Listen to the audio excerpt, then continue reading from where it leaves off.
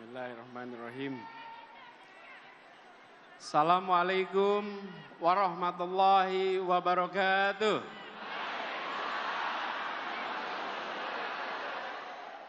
Selamat siang, salam sejahtera untuk semuanya. Selamat datang seluruh relawan dari seluruh tanah air. Boleh tepuk tangan buat semua yang hadir di sini.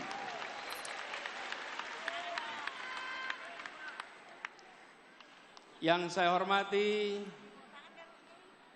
seluruh jajaran pimpinan pengurus Amanat Indonesia, khususnya ketuanya, Bung Sahrin Hamid. Beri tepuk tangan untuk seluruh jajaran Amanat Indonesia.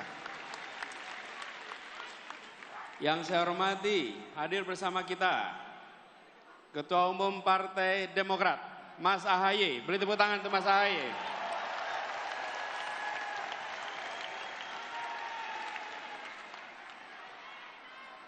Yang saya hormati, Presiden Partai PKS, Bapak Ahmad Sayhu.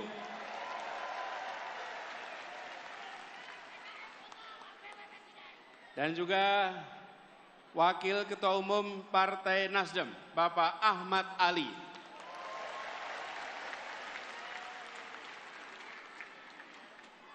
Para pimpinan partai politik yang hadir di sini, dan juga para simpul-simpul relawan, hadirin sekalian, termasuk hadir bersama kita, sebenarnya ada duduk di belakang sana, Ibunda tercinta, Ibu Aliyah Rashid Baswedan.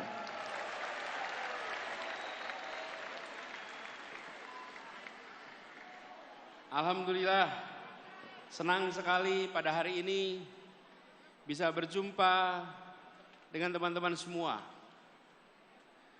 Hadir di tempat ini di ruang lapangan tenis indoor,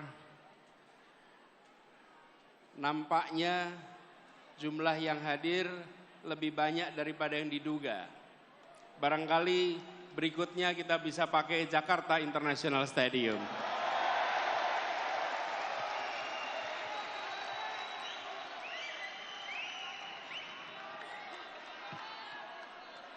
Soalnya belum dipakai ya. Ini relawan yang hadir, saya lihat dari banyak tempat. Mana yang paling jauh hadir di sini? Dari mana? Medan. Mana lagi? Banten. Rawabebek.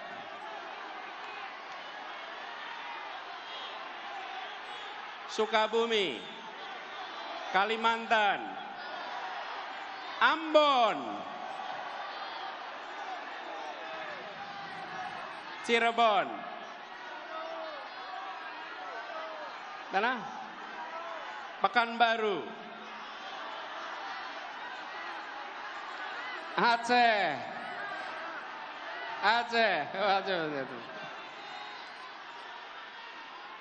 Alhamdulillah, kita berkumpul dari berbagai tempat. Karena itu izinkan kepada semua, saya memulai dengan menyampaikan ucapan selamat Idul Fitri mumpung kita masih di bulan Syawal. Minal aidin wal faizin, taqabbalallah minna wa minkum. Mohon maaf lahir dan batin. Insya Allah amal ibadah kita di bulan puasa kemarin diterima oleh Allah dan kita berhasil mencapai derajat muttaqin. Dan semoga semangat yang kita dapatkan selama kita menjalankan ibadah di bulan suci Ramadan akan menjadi modal bagi perjuangan kita di bulan-bulan ke depan. Saudara-saudara sekalian, Bapak Ibu yang saya hormati, kita berada di tahun 2023. Bila kita tengok kembali perjalanan bangsa ini, bukan perjalanan yang singkat, yang kecil, tapi perjalanan yang panjang dan besar. Saya ingin dalam kesempatan ini menengok ke depan dengan melihat perkembangan sejak awal bangsa ini terbentuk. Indonesia adalah masyarakat di Nusantara yang pada tahun 1928, lokasinya di Jakarta, memutuskan untuk menjadi satu bangsa, memutuskan untuk menjadi satu tanah air dan satu bahasa persatuan. Sebuah keputusan besar untuk menjadi Indonesia di 1928. Itulah satu yang pertama. Menjadi satu bangsa dengan satu bahasa persatuan. Lalu kemudian kita berjalan, 17 tahun kemudian kita mendapatkan satu yang kedua, yaitu satu negara. Kita merdeka menjadi sebuah negara Republik Indonesia. Ini adalah satu yang kedua. Dan pada saat Republik ini berdiri, para pendiri Republik bukan hanya menyusun cita-cita. Semua rakyat berjuang untuk apa? Menghadirkan yang disebut dengan janji kemerdekaan. Janji kemerdekaan. Itu tahun 1945. Ini satu yang kedua. Satu yang ketiga. Di tahun 50 kita kembali menegaskan bahwa Indonesia bukan kumpulan negara kecil-kecil, tapi kita adalah sebuah negara kesatuan Republik Indonesia. Ada yang disebut dengan istilah mosi integrasi, menjadi satu. Ini satu yang ketiga, menjadi satu negara kesatuan. Tetapi pada saat itu, kepulauan ini masih terpisah-pisah satu sama lain. Kita belum menjadi satu kesatuan wilayah. Yang ada adalah antar pulau, ada lautan, dan lautan itu bukan bagian dari Indonesia.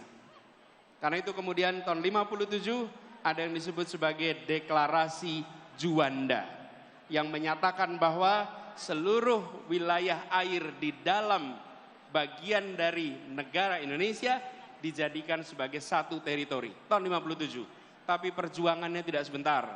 Dunia tidak mau langsung mengakui. Pada saat itu dunia bersikukuh bahwa Laut Jawa wilayah internasional, Selat Sunda wilayah internasional, Selat Sulawesi wilayah internasional. Dan kita, anak-anak bangsa berjuang memastikan bahwa ini satu teritori. Dan akhirnya di 1982 kita resmi diakui dunia sebagai satu teritori Indonesia. Inilah satu yang keempat. Menjadi satu bangsa, menjadi satu negara, satu kesatuan, dan satu wilayah. Satu wilayah. Inilah kondisi kita hari ini. Tetapi hari ini kita juga harus menengok ke depan. Kenyataannya hari ini, ya wilayah kita satu, ya bahasa kita satu, ya negara kita satu. Tetapi kemakmurannya masih berbeda-beda. Betul? Karena itu ke depan kita berbicara tentang melaksanakan janji kemerdekaan. Janji kemerdekaan ini ada kalimat terakhir dalam pembukaan Undang-Undang Dasar 45, yaitu menghadirkan keadilan sosial bagi seluruh rakyat Indonesia. Inilah yang kita akan arah ke depan. Satu, perekonomian. Satu, kesemakmuran.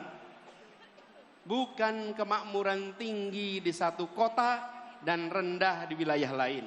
Bukan kemakmuran tinggi di satu pulau dan lemah di tempat lain. Kita ingin ketimpangan-ketimpangan seperti ini dibereskan untuk semuanya.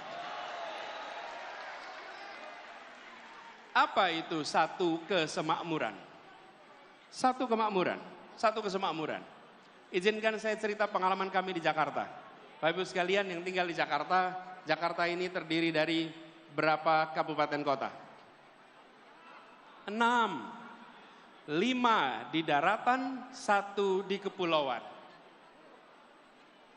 Saya beri contoh, ada satu pulau yang kalau di peta hanya nampak seperti titik.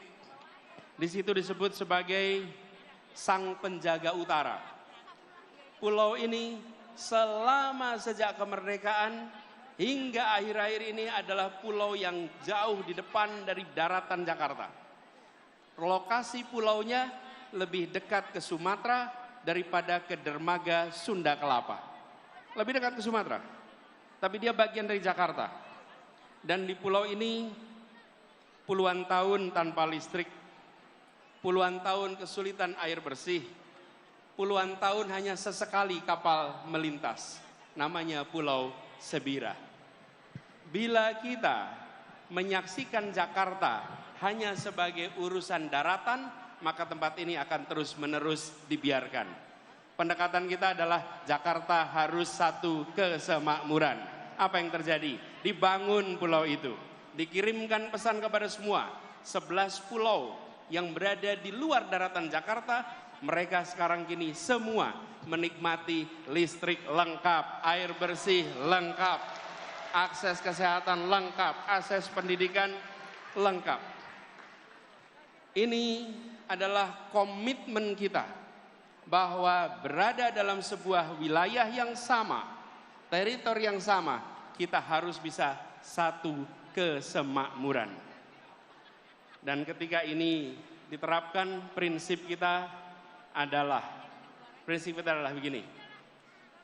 Lokasi pulau itu memang jauh dari Monas, tapi dia adalah bagian dari Jakarta. Anda semua yang hadir di sini, yang dari Aceh, hitungan kilometernya dari Jakarta memang jauh, tapi Anda 0 kilometer dari Ibu Pertiwi. Dari Papua, hitungan kilometer dari Monas memang panjang, tapi Anda 0 kilometer dari Ibu Pertiwi. Dari manapun Anda berada di tempat ini, hitungan kilometernya panjang, tapi sesungguhnya Anda 0 kilometer dari Ibu Pertiwi. Inilah yang harus dikembalikan. Inilah yang harus menjadi pegangan kita, bahwa republik ini tidak didirikan dengan perhitungan ongkos, untung dan rugi. Republik ini didirikan dengan janji untuk seluruh tumpah darah Indonesia.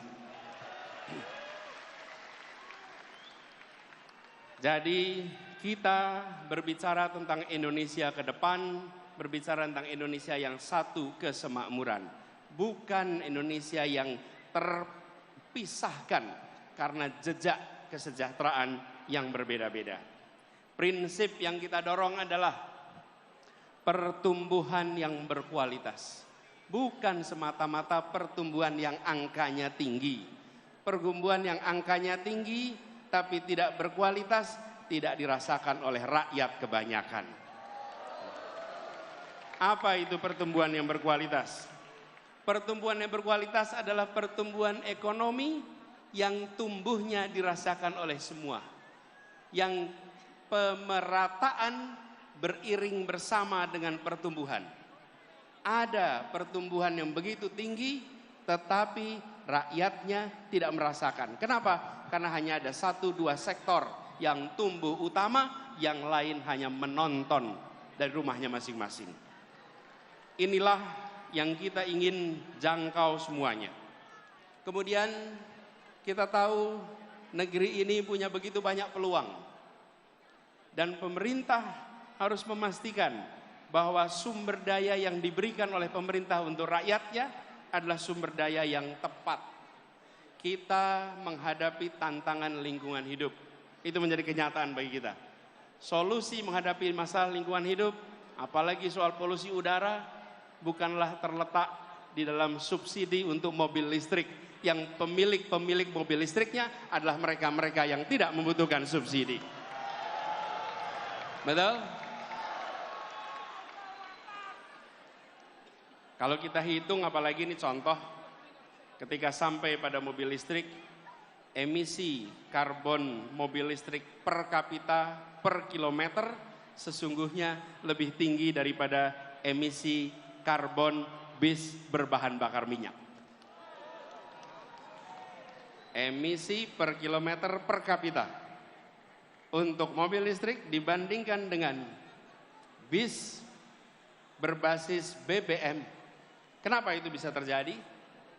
Karena bis memuat orang banyak, sementara mobil memuat orang sedikit. Ditambah lagi pengalaman kami di Jakarta, ketika kendaraan pribadi berbasis listrik, dia tidak akan menggantikan mobil yang ada di garasinya. Dia akan menambah mobil di jalanan, menambah kemacetan di jalanan. Jadi, yang didorong ke depan adalah demokratisasi sumber daya. Bahwa kita mengarahkan agar sumber daya yang dimiliki negara diberikan melalui sektor-sektor yang memberikan manfaat nyata bagi masyarakat banyak. Bukan semata-mata untuk mendapatkan perhatian dalam percakapan, apalagi percakapan sosial media. Karena itulah kita ingin dorong ke depan, insya Allah jalan-jalan tol yang sekarang sudah dibangun secara amat baik oleh pemerintahan hari ini, ke depannya nantinya dipenuhi oleh kendaraan-kendaraan umum berbasis dengan listrik ke depan. Kendaraan-kendaraan logistik berbasis listrik. Bukan pribadi, tapi kendaraan umum. Dan kita tahu, begitu bicara kendaraan logistik, kendaraan umum, pengangkut massal, maka dia bukan hanya memindahkan badan, bukan hanya memindahkan barang. Dia sebetulnya adalah alat untuk membangun perasaan kesetaraan, alat membangun perasaan persatuan. Jadi ke depan ini adalah contoh bagaimana kebijakan disusun berdasarkan gagasan. Bukan sekedar kebijakan tanpa narasi, tanpa gagasan. Urutannya harus jelas, bukan hanya karya, tapi karya berbasis narasi, narasi berbasis gagasan. Dan gagasannya di sini adalah tadi yang saya sampaikan. Kesemakmuran, kesetaraan, keadilan, dan begitu ada pembagian sumber daya, maka pembagian sumber daya ini adalah memasukkan unsur-unsur gagasan itu. Karena itulah ketika kita melihat ke depan, kita membayangkan bahwa pembangunan ke depan adalah pembangunan yang menjangkau semua, bukan menjangkau sebagian. Tadi ada ilustrasi, saya ingin cerita sedikit. Satu ketika saya datang di sebuah pulau, namanya Pulau Selaru. Pulau Selaru ini di ujung timur tenggara Maluku Tenggara Barat. Posisinya sedikit di atas Darwin. Ini adalah ujungnya Indonesia. Saya datang ke pulau itu, lalu mereka memulai acara dengan berkumpul kira-kira 100 orang. Di tempat itu belum ada listrik. Lalu mereka menyiapkan diesel untuk sound system. Dieselnya ditaruh kira-kira 20-30 meter dari lokasi acara, supaya ramainya diesel tidak terdengar kita. Di tempat itu acara mau dimulai. Lalu yang mimpin acara bilang, saudara-saudara semua, mari kita berdiri menyanyikan Indonesia Raya. Hati saya bergetar. Di sebuah tanah yang listriknya belum masuk, mereka memulai acara dengan menyatakan kami mencintai Republik ini, walaupun Republik ini belum menunaikan janjinya di tempat ini. Mereka belum merasakan kesejahteraan fasilitas seperti kita. Yang mereka miliki masih terbatas, tapi mereka mengirim pesan pada tamu yang datang dari Jakarta. Pak Anies, bisa jadi kami belum punya listrik, bisa jadi kami belum sejahtera, tapi jangan pernah ragukan keindonesiaan dan kecintaan kami pada Indonesia. Saya menemukan kalimat-kalimat seperti itu di berbagai tempat. Saya datang ke sebuah tempat namanya Sentolo. Sentolo ini di Jawa, di Kulon Progo. Ngobrol dengan warga. Di tempat itu ketika saya bicara, mereka cerita, Pak Anies, tempat ini sudah diukur akan dipakai untuk pembangunan jalan tol. Rumah saya akan kena. Lalu saya tanya, bagaimana Pak rumahnya kena? Oh nggak apa-apa Pak, biarkan tanah ini dipakai untuk pembangunan, karena ini adalah untuk kepentingan negara, ini untuk kepentingan masyarakat banyak. Dia belum sejahtera, dia kondisinya masih minim, tapi dia mengatakan pada semua bahwa kecintaan kami bukan berdasarkan kekayaan material. Kami mencintai Republik ini secara tanpa syarat. Kami sekalian, kita-kita yang berkumpul di tempat ini, kita-kita yang memperjuangkan Indonesia yang lebih baik, kita harus ingat bahwa ada saudara-saudara kita yang lokasinya hitungan kilometer jauh dari Jakarta, jauh dari Monas, tapi mereka 0 kilometer dari Indonesia dan mereka harus merasakan kesejahteraan yang meningkat secara amat serius. Itulah sebabnya bicara tentang kesemakmuran harus konkret. Kami coba wujudkan kemarin di Jakarta. Dan insya Allah, bila Allah nanti takdirkan, tahun depan kita akan merasakan sebuah penentuan arah. Pemilu Pilpres 2024 Anies Presiden. Bukan soal meneruskan atau tidak meneruskan sebuah program. Bukan. Pemilu 2024, pemilu 2019, pemilu 2014, dan pemilu-pemilu lainnya adalah sebuah kesempatan untuk menengok kembali arah perjalanan bangsa. Republik ini didirikan dengan cita-cita, dengan janji menghadirkan keadilan bagi semua. Kita harus ingat, merdeka bukan hanya untuk menggulung kolonialisme, merdeka adalah untuk menggelar keadilan bagi semuanya. Merdeka menggelar kesejahteraan bagi semuanya. Dalam perjalanan ini, setiap 5 tahun sekali kita berhenti. Kita berhenti menengok kembali ke titik asal. Apakah kita masih berada di dalam rute yang benar untuk meraih cita-cita itu? Seperti kalau kita melakukan pengembaraan. Pengembaraan, pecinta alam berjalan memasuki medan alam terbuka, mereka bawa kompas. Tentukan tujuannya, titik awalnya di sini. Setiap 1 jam sekali, setiap 5 kilometer sekali mereka berhenti. Mengecek apakah kita masih berada di dalam rute yang tepat. Indonesia setiap 5 tahun sekali mengecek apakah kita masih berada di dalam arah yang benar. Itulah sebabnya yang kita hendak lakukan adalah luruskan jalan, hadirkan keadilan.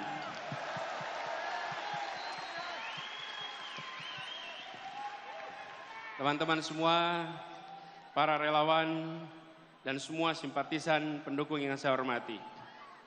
Saya berkali-kali mengatakan bahwa relawan itu adalah pribadi-pribadi mulia. Relawan tidak dibayar bukan karena tak bernilai, tapi karena tak ternilai harganya. Perjuangan ke depan kita ingin meluruskan jalan. Dan meluruskan jalan ini kita berhadapan dengan sebuah kompetisi. Kompetisi gagasan, kompetisi rencana, kompetisi rekam jejak. Dan dalam kompetisi ini kita akan berhadapan dengan lawan yang memiliki sumber daya yang luar biasa besar. Lawan yang memiliki kekuatan yang sangat besar. Lawan yang bisa mendominasi. Tapi kita yakin niat baik bersama orang baik, tujuan baik, insya Allah Allah bukakan pintu-pintu untuk keberhasilan.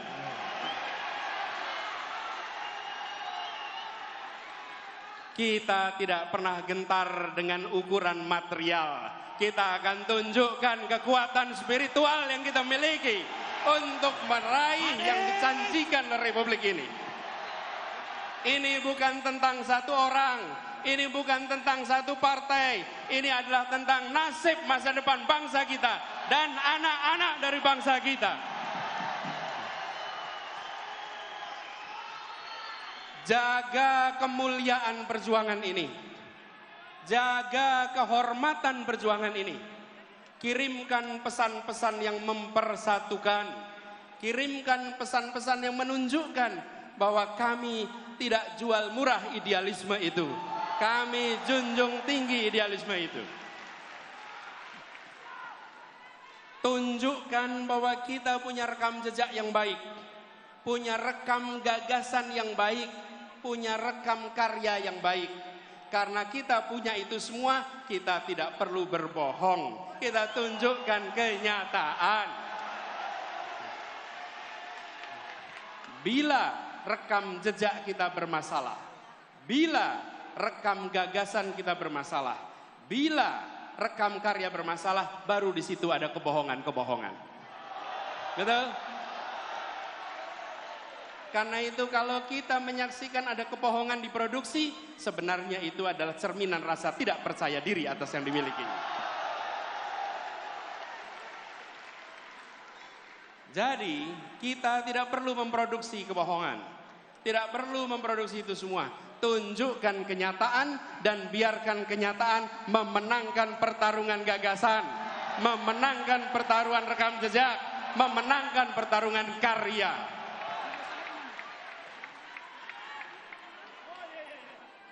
Dan kita ingatkan kepada semua bahwa bisa jadi ada lawan, tapi tidak ada musuh. Kita tunjukkan kepada semua bahwa kita saudara sebangsa. Ya, kita berlawanan gagasan. Ya, kita berlawanan rekam jejak. Tapi kita bukan musuh. Musuh saling menghabisi, lawan saling menguatkan. Lawan debat adalah teman berpikir. Lawan badminton adalah teman olahraga. Lawan voli adalah teman olahraga. Lawan di dalam proses pilpres, lawan di dalam pemilu, mereka adalah teman dalam demokrasi.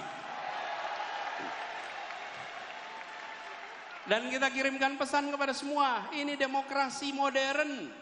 Ini bukan pengaturan negara dengan cara-cara yang non-modern. Di dalam demokrasi modern, saya ingatkan beberapa hari yang lalu, bahwa di dalam proses ini semua tidak ada kekuasaan yang berpindah, tidak ada kekuasaan yang hilang. Kekuasaan itu tetap dan terus berada di tangan rakyat Indonesia. Yang berpindah itu adalah kewenangan untuk melaksanakan kekuasaan rakyat. Dan tiap 5 tahun sekali, rakyat yang memegang kekuasaan menitipkan kewenangan itu secara bergantian. Inilah negara modern, inilah negara demokrasi modern.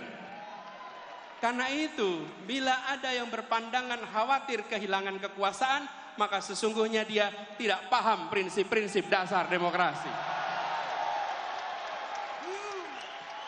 Karena kekuasaan itu tidak hilang, kekuasaan itu tidak berpindah. Kekuasaannya ada pada saudara-saudara semua rakyat Indonesia. Kami mengajukan diri dengan menyatakan, ini gagasan kami, ini rekam jejak kami, ini karya kami, dan biarkan rakyat tanpa dipengaruhi, tanpa ada tangan negara yang terlibat, negara netral, negara mengambil sikap di atas semuanya, dan percayakan rakyat bahwa rakyat akan menitipkan kewenangan itu pada mereka-mereka yang memiliki rekam jejak yang benar, rekam karya yang benar, dan rekam gagasan yang baik. Kalau negara sampai intervensi, namanya negara sedang melecehkan rakyat Indonesia. Rakyat Indonesia sudah matang, rakyat Indonesia sudah mampu untuk menentukan kepada siapa kewenangan itu dititipkan, tidak perlu ada intervensi-intervensi. Dan kepada seluruh rakyat Indonesia, mari kita jaga kekuasaan itu ada pada rakyat, bukan pada yang lain. Jangan jual kekuasaan itu, jagalah kekuasaan itu sampai nanti di TPS dan sampai nanti penghitungan.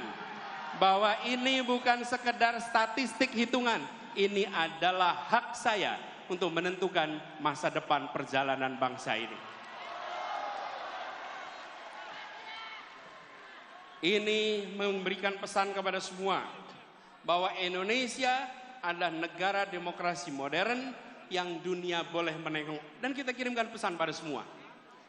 Negeri-negeri di luar sana menengok pada kita dengan rasa kagum. Kenapa mereka kagum? Mereka melihat sebuah bangsa yang bahasanya ratusan, yang suku bangsanya ratusan, tapi memiliki kemampuan untuk berbicara dengan bahasa satu, bahasa persatuan, bahasa Indonesia. Lalu ketika mereka berdemokrasi, kita tunjukkan demokrasi dengan sikap yang matang, menunjukkan kematangan luar biasa. Mari kita sama-sama song-song kesempatan perubahan ini dengan membawa gagasan, membawa rekam jejak, sekaligus membuktikan kita semua di sini, pada diri kita, pada anak-anak dari anak-anak kita, bahwa di tahun 2024 ketika Republik ini akan menentukan arah barunya, saya tidak menjadi penonton di rumah yang tak bertanggung jawab. Saya turun tangan langsung ikut menentukan arah perjuangan Republik ini. Biarkan itu menjadi catatan bagi kita semua. Anda semua, kita semua bisa bercerita kepada diri kita, kepada anak-anak dari anak-anak kita, bahwa saya bukan menjadi warga negara yang menonton. Di tahun 2024 saya menentukan arah baru untuk Republik ini. Insya Allah niat baik ini, ikhtiar ini yang dikerjakan bersama dengan orang-orang baik, insya Allah Allah akan bukakan pintu-pintu menuju keberhasilannya. Insya Allah tahun 2024 Anies Presiden! Anies Presiden! Tahun 2024 Anies Presiden! Anies Presiden! Anies Presiden! Anies Presiden! Anies Presiden! Anies Presiden! Anies Presiden! Anies Presiden! Anies Presiden! Insya Allah di tahun 2024 Anies kemenangan Presiden! akan kita raih bersama. Terima kasih, dan kepada semuanya yang datang dari berbagai wilayah, datang ke Jakarta, datang ke tempat ini. Titip salam untuk keluarga, titip salam untuk saudara-saudara semua. Sampaikan kepada semua, saya pulang kembali dari pertemuan dan saya bekerja untuk perubahan bagi Indonesia yang lebih baik. Assalamualaikum warahmatullahi wabarakatuh. Waalaikumsalam.